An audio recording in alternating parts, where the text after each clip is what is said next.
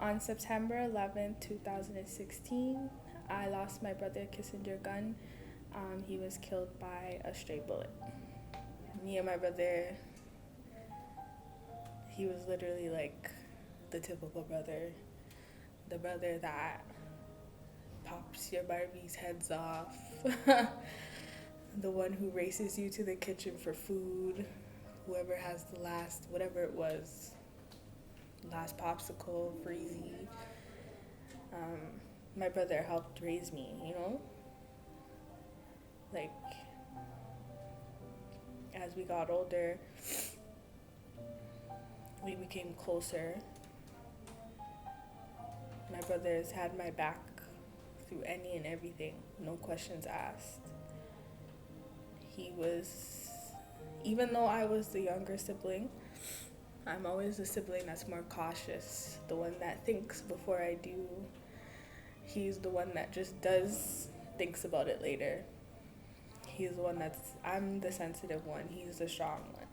So in any situation, he was strong for me. So just that typical brother-sister love, like play fighting, beating each other up.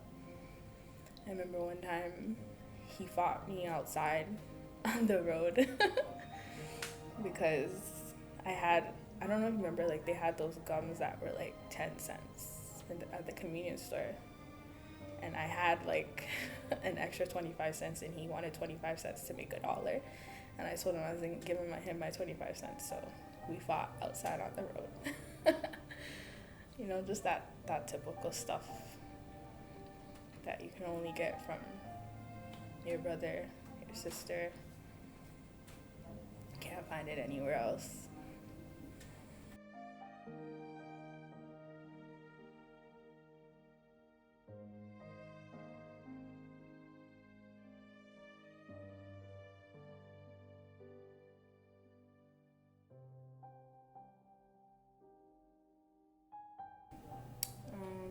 The hardest part of losing my brother would be learning on how to deal with the loss.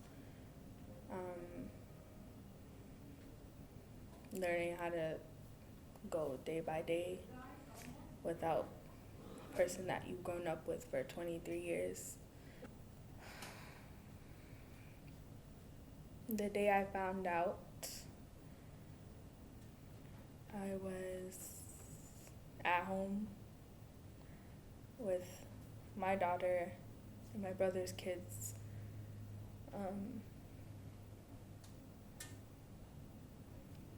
I remember waking up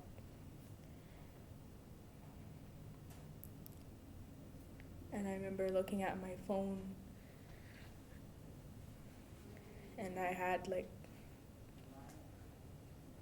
I would say 23 missed calls. And automatically my heart started racing. And I kept saying to myself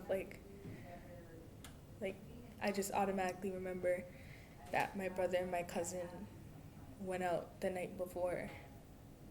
And I was like, I hope nothing happened to either of them.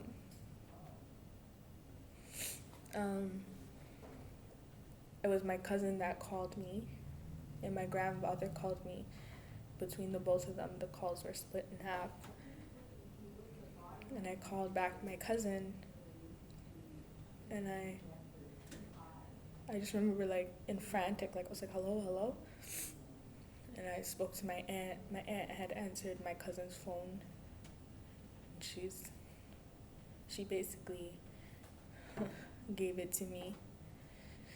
And I remember just saying no, repeatedly over and over again, just saying no. And I had my daughter in my hand. And I was like,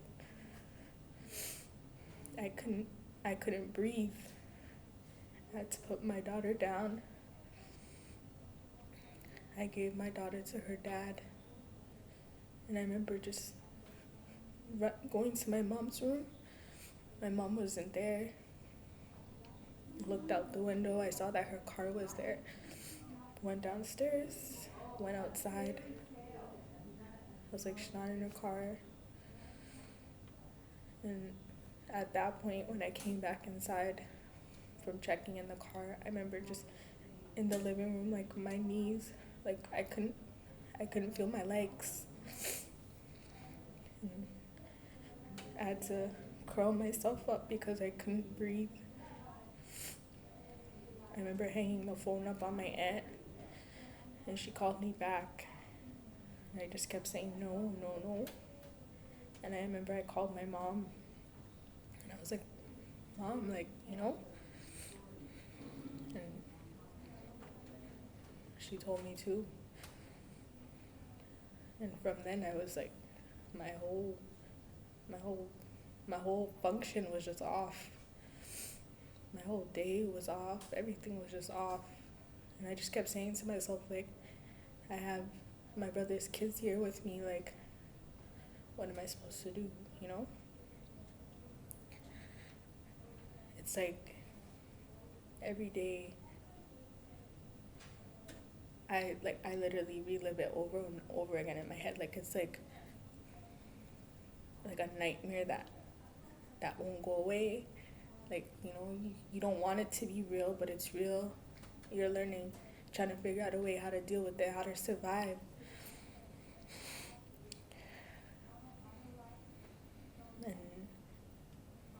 And that's, I went to the hospital, and that was my last time seeing my brother. And he wasn't even the person I remember him as, So it's hard. Going on 3 years in September, like, I still, like, when I talk about him, it's like, it just happened yesterday. Like, that pain that you feel, like, it doesn't go away. That hurt in your heart, that sadness, that emptiness, like, it doesn't get any better. It reminds you that time and time again that this is what your life is like, and this is what you're gonna feel for the rest of your life. So getting easier, I wouldn't say it gets easier, especially the way that he died. Like, if I could go back to that night when I said bye to him, knowing that was my last time, without knowing that was my last time, it doesn't get easier at all. Like, and there's so many scenarios that play in your mind that, like, what if I did this? Then it could have been avoided, and maybe he wouldn't have went out that night because I took his kids so that he can go out. Because he's a hardworking man, 4 kids. He works from day to night. He loves to go out. He loves to have fun. That's his personality. So, knowing that, like, he called me that night to ask me to watch his kids. Like, if I said no, like, maybe he'd still be here. Because then he wouldn't have had anyone to stay with the kids, and then he would have had to stay with them. He would have been home with them. So I don't think, going on to 3 years, for me, I don't think it gets any easier. I do all the time. My daughter's 3, she's almost 4. And she's always connecting with him. And she'll let me know sometimes, half the time. There's a phrase that he used to say to me that one time my daughter was saying to me, and I was like, how do you know that? Like, how would you know that? Like, you weren't even born when he used to say that. So he does. His spirit, it's all over. I do.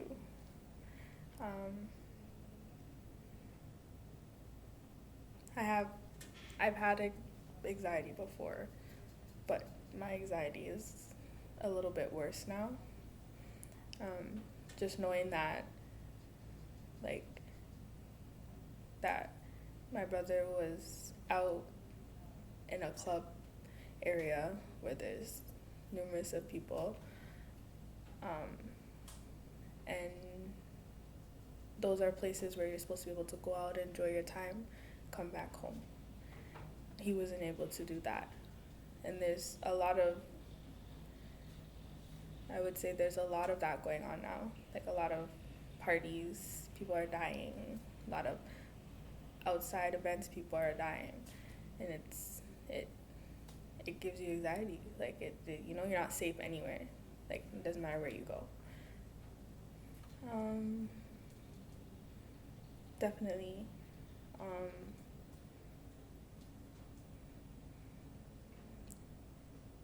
It's your family is going through major trauma.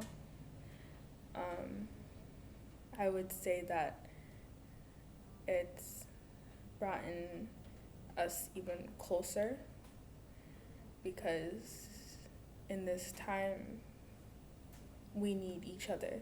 Like, you know what I mean? There are times where each of us go through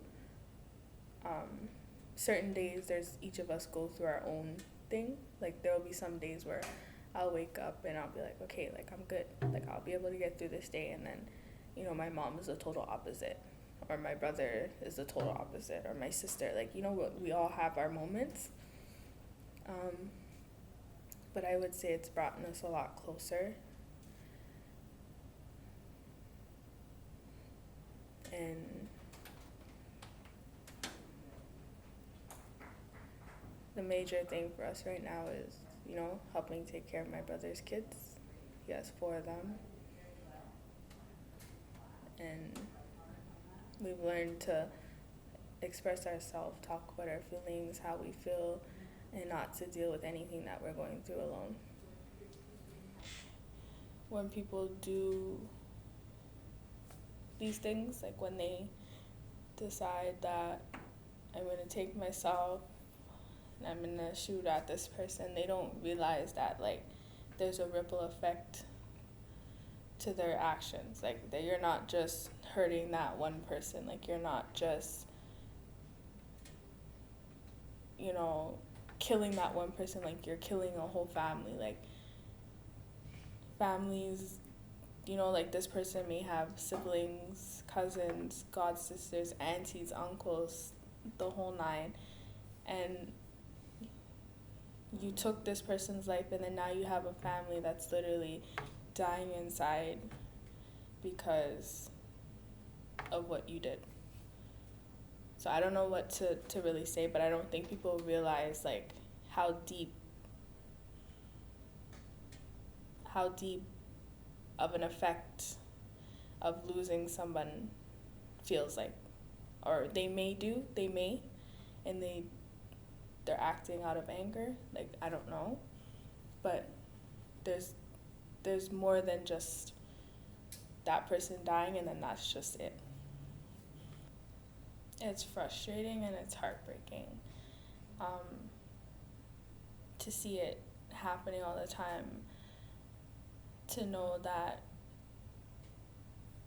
it's still going on, it's still going on strong. Like, I feel like there's no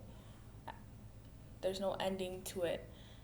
And there's so many of people's sons dying, and they're dying even younger, and they have so much life ahead of them that they should be able to live.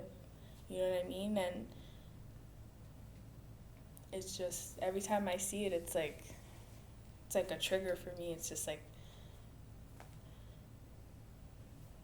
another family is gonna feel what my family feels, and it's not a good feeling, and it hurts, you know.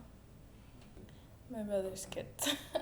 I would say that having them, like, literally, like, they live through him. Like, my brother's son looks exactly like him, like, to the T. Like, my daughter's always, like, looking at baby pictures of my brother. She'll be like, oh, isn't that Terrence? I'm like, no, that's Uncle Kiesinger. She's like, no, it's not. I'm like, it is. They look exactly like, and his oldest daughter is exactly like him personality-wise. Exactly. And it's so funny. And it's like, even though he's gone, I'm so happy that I have them because it's like, they're just like him.